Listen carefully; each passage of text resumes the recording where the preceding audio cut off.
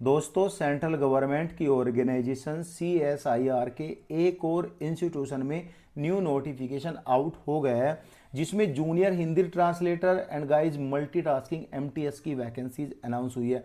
दोस्तों, जैसे 2025 में CSIR के सभी इंस्टीट्यूशन में GSC की वैकेंसीज आई थी, और इस साल यानी 2026 में CSIR के जितने भी इंस्टीट्यूशन इंडिया में हैं सभी में MTS की वैकेंसीज आने वाली है। इवन न्यू दिल्ली के लिए भी शॉर्ट नोटिस आउट हो गया है, 1 या 2 दिनों में भी उसका फुल नोटिफिकेशन देखने को मिल जाएगा। इसमें एप्लीकेशन फॉर्म 29 जनवरी से लेके 19 फरवरी तक आप फॉर्म फिल कर सकते हैं। इसमें किसी भी तरह का आपको ऑफलाइन फॉर्म नहीं भेजना है। यह वैकेंसीज भोपाल की तरफ से आई है। बहुत सारे स्टूडेंट का डाउट है कि हम ट्रांसफ़र भी ले सकते हैं, और गाइज पोस्टिंग कहाँ पे होगी, एग्ज़ाम सेंटर कहाँ पे होगा, तो मैं वे पॉइंट भी इसी वीडियो में कवर करूँगा। CSIR AMPRI की तरफ से नोटिफिकेशन आउट हुआ है। पहले मैं आपको बता देता हूँ कि आपका जो एग्ज़ाम होगा वह भोपाल में इसी सेंटर में एग्ज़ाम होगा, OMR बेस्ड आपका एग्ज़ाम होगा, ठीक है। अब यहाँ पे आती है जॉब पोस्टिंग। आपकी इनिशियली जॉब पोस्टिंग भोपाल में रहेगी। 2 तरह से आपका प्रमोशन होता है। पहले या तो 3 साल आप यहाँ पे MTS कर लोगे, 3 साल MTS, इसका सबसे फास्ट प्रमोशन होता है। 3 साल आप इनकी लैब में MTS की जॉब करोगे, उसके बाद इंटरनल एग्जाम होगा। इंटरनल एग्जाम दे के आप वह एग्जाम पास करके JS से बन जाना, और JS से बन के और जब आप यहाँ पे ट्रांसफ़र ले सकते हो। और यहाँ पे इंटरनल वैकेंसीज भी आती है CSIR में, तो आप किसी दूसरे इंस्टीट्यूशन जो आपके घर के नज़दीक है उसमें इंटरनली एग्ज़ाम दे देना, तो वहाँ पे आपकी जॉब पोस्टिंग हो जाएगी। अभी आपका मेन फोकस आपकी ज्वाइनिंग पे होना चाहिए।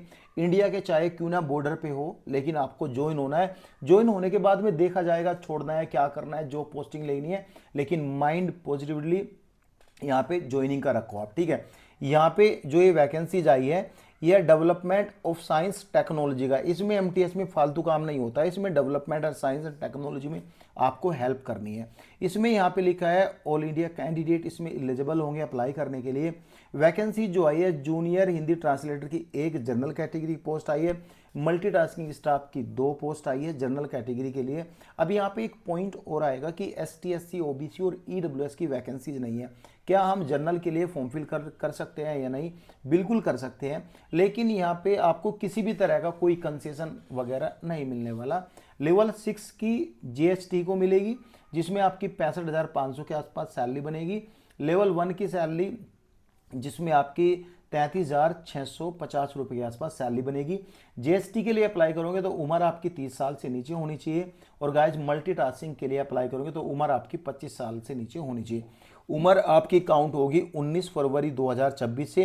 हालांकि नोटिफिकेशन दोनों लैंग्वेज में है, हिंदी और इंग्लिश, इसकी वजह से पेज थोड़े बढ़ गए हैं, लेकिन मैं इंपॉर्टेंट पॉइंट को यहाँ पे डिस्कस करके चलूंगा। सो गाइज, इसमें कास्ट का कंसेशन ले सकते हो। चूंकि कास्ट का कंसेशन लेने के लिए वैकेंसीज होनी जरूरी है, तो कास्ट के कंसेशन पर हम बात ही नहीं करेंगे। सो गाइज, पहले हम क्वालिफिकेशन को डिस्कस कर लेते हैं। इसका जो क्वालिफिकेशन है GST के लिए मास्टर डिग्री हिंदी और इंग्लिश, या इंग्लिश आपका इलेक्टिव सब्जेक्ट या कंपलसरी ऐसे यहाँ पे होना चाहिए, या फिर हिंदी आपका मेन सब्जेक्ट, या फिर कोई डिप्लोमा है तो 2 साल का एक्सपीरियंस आपका होना चाहिए। तो यहाँ पे देख लेना, काम ये रहेगा। अब मल्टीटास्किंग स्टाफ के लिए आपने 10वीं पास किया या इक्विवेलेंट, सो गाइज आप फॉर्म फिल कर सकते हैं। जरूरी नहीं आप 12वीं पास हो या एक्सपीरियंस हो। अगर आपके पास 12वीं पास है तो अच्छा है, आपको प्रीफरेंस दिया जाएगा। अब यहाँ पे ये DA TA सब कुछ आपको मिलेगा, इन पर हम बात नहीं करेंगे।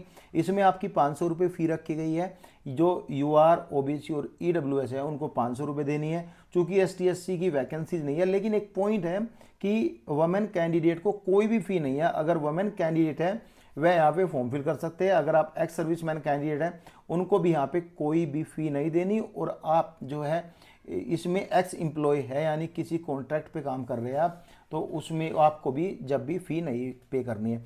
कम से कम आपकी एज 18 साल होनी चाहिए, और बाकी जो GST के लिए अप्लाई करोगे तो 30 साल से नीचे, और गाइज यहाँ पे MTS के लिए अप्लाई करोगे तो आपकी उम्र 25 साल से नीचे होनी चाहिए। अब हम डायरेक्टली स्विच करेंगे इसके एग्जाम पैटर्न सिलेबस पे। हाउ टू अप्लाई में यहाँ पे लिखा है कैसे आपको अप्लाई करना है। लिंक आपको सब कुछ टेलीग्राम पे मिल जाएगा, वहाँ पे जाके आपको अप्लाई करना है। यहाँ पे स्टार्टिंग डेट एंडिंग डेट मैंने आपको ऊपर ही बता दिया कि डेट क्या क्या रहने वाली है। अभी एग्जाम पैटर्न को हम देख ही रहे, ये देखो चयन प्रक्रिया यानी GST के लिए क्या रहेगा। GST के लिए यहाँ पे देख लो, पेपर 1 यानी पेपर 1 होगा, फिर यहाँ पे पेपर 2 भी होगा। पेपर 1 में नॉर्मली क्वेश्चन रहेंगे जनरल इंटेलिजेंस के, मैथ के और जीके के क्वेश्चन रहेंगे।